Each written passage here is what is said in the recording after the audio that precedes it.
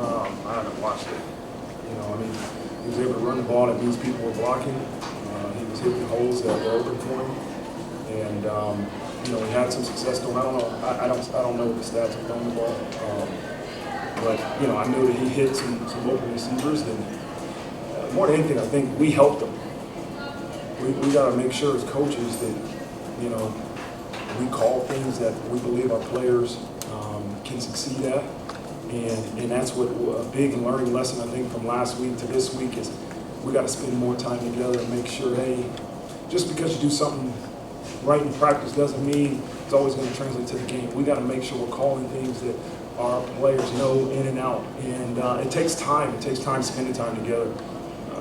The growth of our offense from week 2 to week 3 was tremendous. And it's kudos to that offensive staff, Coach Brock, those guys working together, and our players believing in the game plan that our coaches put together.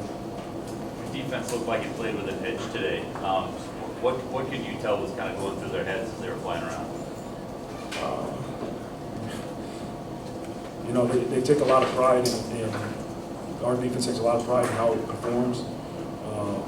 Wasn't happy with the performance last week, and they were aggressive and disciplined. And you know, I'm pretty sure, I don't know, I'll get the grades from the coaches, but we had a less amount of MAs, I'm sure. And all those things factor into how the success. We had 2 turnovers. It's huge. That was a goal of ours going into the game. We have to have 2 takeaways on defense and protect the ball on offense, and win the turnover margin 2-0 is something that we have to be able to do. Chris, how important was it that Pat Coogan and Rocco Spindler could step up on the offensive line? It's huge, man. Huge, Tyler.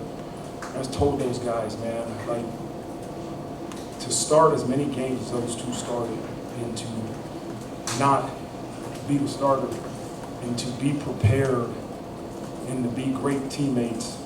You know, I can't speak any more highly of those 2 guys, man. And they went in there and they got the job done. And it's a respect to their preparation, it's a respect to their unselfishness, to their love for the team. Those 2 guys deserve a lot of credit for the way they prepare, the way they make the guys in front of them better, and in the way when they got their opportunity, went there and did the job.